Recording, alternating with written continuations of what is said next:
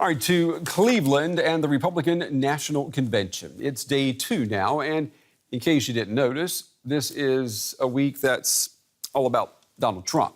Well, to make sure that that message comes across loud and clear, Trump broke with GOP convention tradition on the first day. Now, usually the nominee does not take to the stage until the end of the week when he accepts the nomination. Well, not Donald Trump.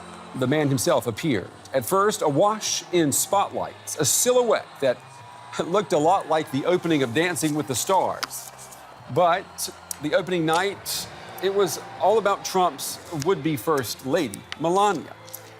Now, her political stage debut, it had a familiar ring, actually. Parts of her speech were almost identical to a speech made in 2008 by the woman that she's trying to succeed, Michelle Obama.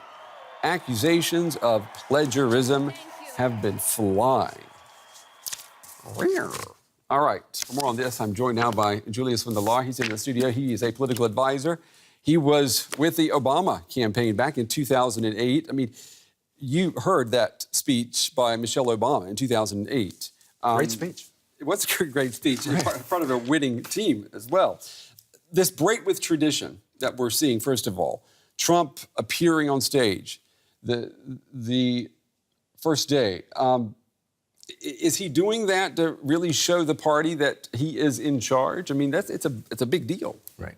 I don't know to what extent this is about the party as compared to how much is it about him. And I think this is the Trump show. He is a celebrity TV show host. We've heard him throughout the primaries. Everything is about Trump. This whole convention is supposed to be about Trump. And so any hiccups, of course, reflect poorly on him. And I think they're doing their best to clean it up right now. Yeah, speaking of hiccups, everyone is talking about, of course, the plagiarism controversy. Let's let you listen to the passages. We've got a little comparison here between the two ladies. You be the judge. From a young age, my parents impressed on me the values that you work hard for what you want in life. And Barack and I were raised with so many of the same values. Like, you work hard for what you want in life. That your word is your bond, and you do what you say and keep your promise. That you treat people with respect. That your word is your bond, that you do what you say you're going to do. That you treat people with dignity and respect. Because we want our children in this nation to know that the only limit to your achievements is the strength of your dreams and your willingness to work for them. We want our children and all children in this nation to know that the only limit to the height of your achievements is the reach of your dreams and your willingness to work hard for them. All right. What do you think happened there? Well, first of all, I think she got great reviews right after the speech, before people started to put things together and see that they lifted a couple of lines. So I thought it was well delivered, except, of course, the controversy that emerged today and, of course, dominated the news cycle today. Yeah, I mean, would you say there any damage has been done? It's hard to say whether the speech of a spouse can actually do damage to the candidate in his chances in the fall. And this is what this is about, of course. Yeah. It's not about winning the conventions, it's about winning in November. And so there's hardly any evidence that a speech by a spouse would actually have any impact on the election. Yeah. I think it's mostly about the optics, and this is a bump in the road for Trump. Yeah, a bump in the road. Let's just take a listen to what Trump's campaign manager had to say about it. Take a listen. I would note that she did know that she was speaking before 40 million people yesterday, and that her speech would be noticed by a lot of people, and to think that she would be doing anything that would be unnoticed is absurd. She knew that people were going to be paying attention to her words, and the American people did focus on what her message was. You all are focusing on trying to distort that message in some respects. Yeah, that's an interesting way to spin that. All right, let's talk a little bit about who this woman is, Melania Trump. Let's find out a little bit more about who she is and where she comes from. Because we want our children in this nation to know that the only limit to your achievements is the strength of your dreams and your willingness to work for them.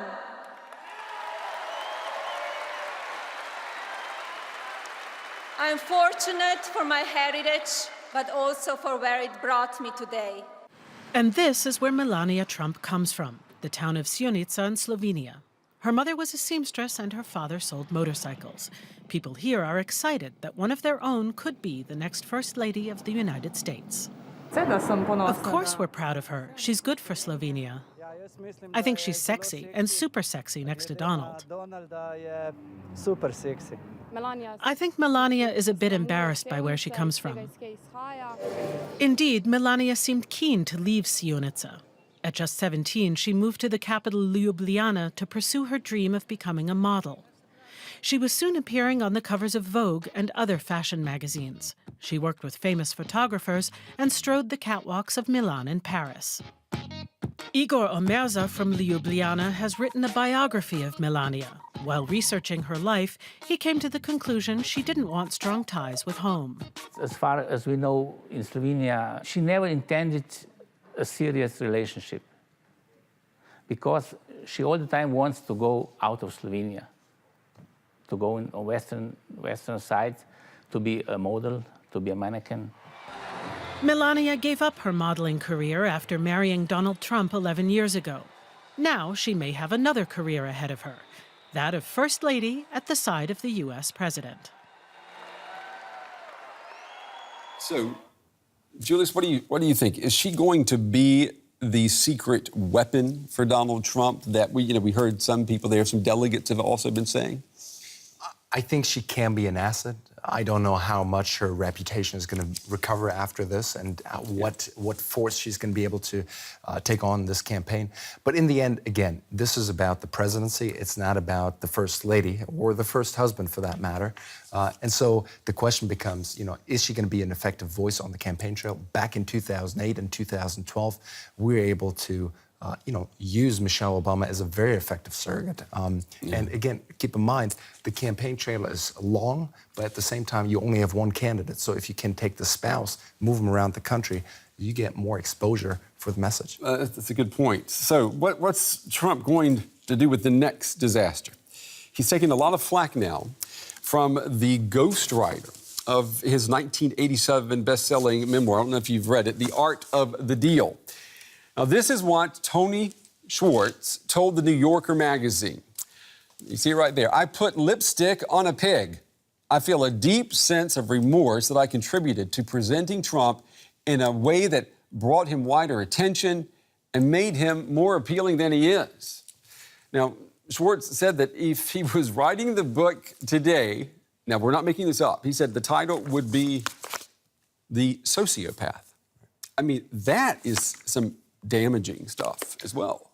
I think it is. Keep in mind, the art of the deal, that is pretty much Donald Trump's main argument that he's making to voters. Right. Saying that, I can put America first again, and I can actually stand up to the interests of China and Russia and so on and so forth. I will renegotiate all those bad treaties that have been negotiated under the Obama administration, so on and so forth. So now the ghostwriter of that book coming out and actually touting that record, making sure that people understand what's actually behind it, I think that's harmful. And he has said, I read the article earlier today, and Tony Schwartz basically says, and I tweeted this, he says that Trump is a compulsive liar. He says he doesn't read. He says he never spent time with his family. And he said he doesn't have any close friends. He said, these are all things that a person like that you don't want to be your president. And I was tying that back to the reaction we've had about this plagiarism. I've been asking people, what do they think is worse or what do they think is more harmful? The accusation of plagiarism or the fact that the campaign denies that there was plagiarism? Well, in the end, it's a question of what sticks. And again, during the primaries, this question has been asked before. Who do you listen for foreign policy advice? And Donald Trump pauses for a second. He says, well, first of all, I listen to myself. I don't have that many advisors. I take cues from myself. And so people have been hearing this over and over again. And the question is, does that stick over the fall or does it not? Yeah, but sticking is one thing. But what about what people I mean, when you say stick, you mean what people believe, right? Right. Okay, but do you think people want to be lied to? Well, I mean, are we so cynical now that we expect, something to be spun? I mean, if it, yes or no, was it plagiarism? I mean, there's an obvious answer to that. Well, and everyone needs to make that call. Looking at the speech as we just did, I think it's pretty obvious what happened there. Again, the electorate is pretty much split even in the middle, and Republican voters are going to say whatever's coming out of the Clinton campaign is a lie. They're going to say, well, look, this is just PR from the left, and this is just spin from the left. And they're going to actually be drawn closer to Donald Trump by a lot of things that we're hearing right now. We've got about 30 seconds now. We're in the kind of the final stretch for the convention now. What can we expect on day 3? Well, the theme tomorrow is Make America First Again. And we're going to hear the vice president, or at least the vice presidential nominee, Mike Pence. Mr. Pence, and we're going to hear some of the governors, including Scott Walker, but also Ted Cruz and Marco Rubio, some of those folks. So there's going to be pretty, important speeches tomorrow. All right. Did you see the 60 Minutes interview with Pence and Trump? Yep. Very interesting. It is must-see viewing. I would recommend. All right. Absolutely. We are almost finished with the day, but you can always join the conversation on Twitter, either at DW News, or you can write to me at Brent Goff TV. Don't forget to use the hashtag the day. And remember, whatever happens between now and then, tomorrow is another day. We'll see you then, everybody.